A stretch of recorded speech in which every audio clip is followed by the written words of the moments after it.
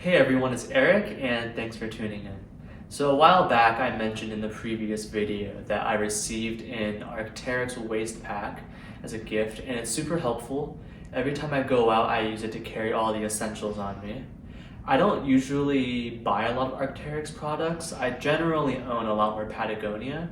So naturally I was wondering how a Patagonia waist pack in a similar size compared to the Arc'teryx one. Thankfully, Patagonia just kicked off their winter sale, so it was a perfect opportunity to buy one. And in this video, I will do a compare and contrast between the two bags, and at the end, I'll let you know which one I prefer. Let's get into it.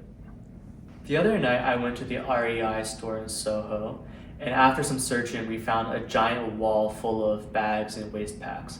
This is the perfect opportunity to actually look at the bags side by side, compare with a bunch of brands, and it's always better than doing it online.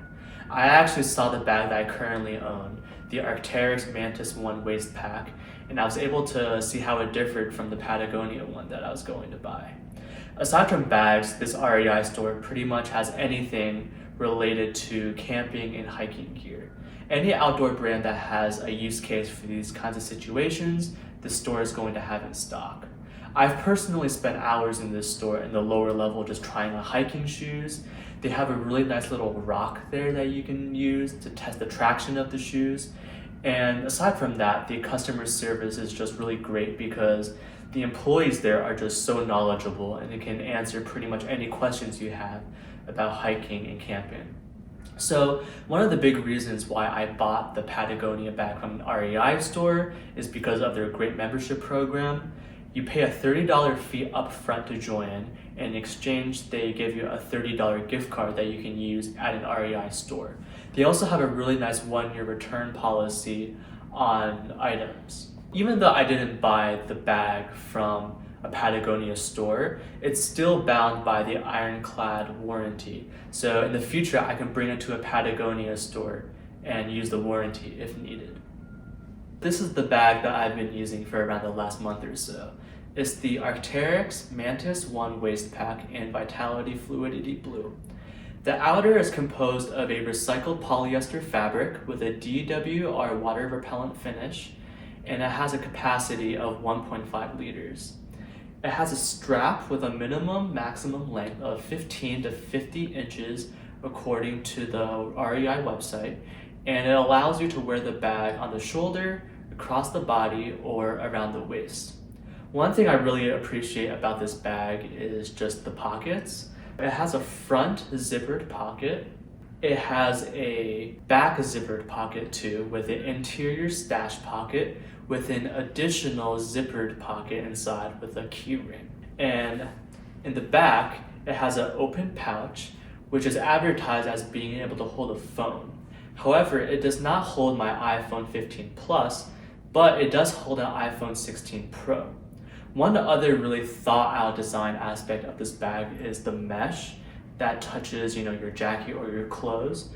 A very common complaint about these kinds of bags is that if you use it all day, it rubs back and forth, creating friction with your clothes, and it can create linting.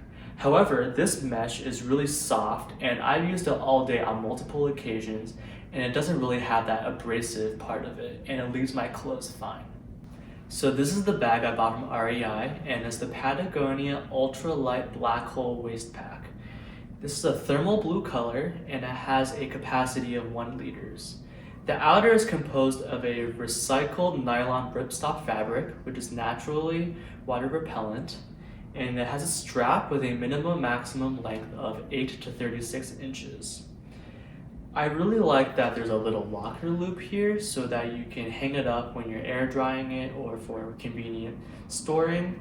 And in terms of the pockets, it has a front zippered pocket with a key ring and a back zippered pocket for larger storage items.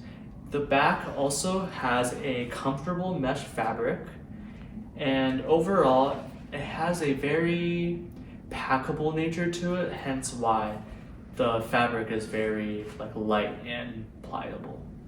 And as you can see here, if needed, you can pack it for more easy, convenient storage. Now let's get into the actual comparison of the two bags.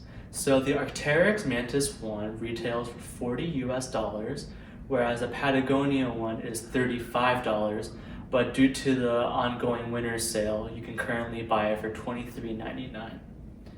One thing that's really surprised me about this black hole bag is just the sheer amount that it can hold. So I mentioned that this is a 1 liter capacity and this is a 1.5 liter capacity, but the actual storage is pretty similar. I think that's because with the black hole, the material feels thinner and more pliable, so you can actually open the bag really wide and stuff a lot of things inside of it, whereas the Arc'teryx bag is more structured and it doesn't open as wide.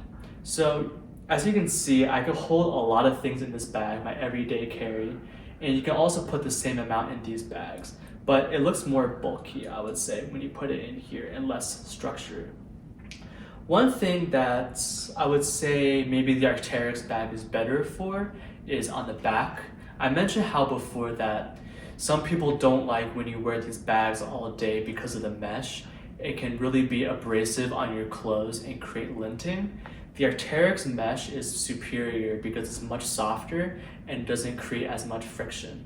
In terms of use case, I would say the Arc'teryx bag might be better for me because I don't really go hiking that much.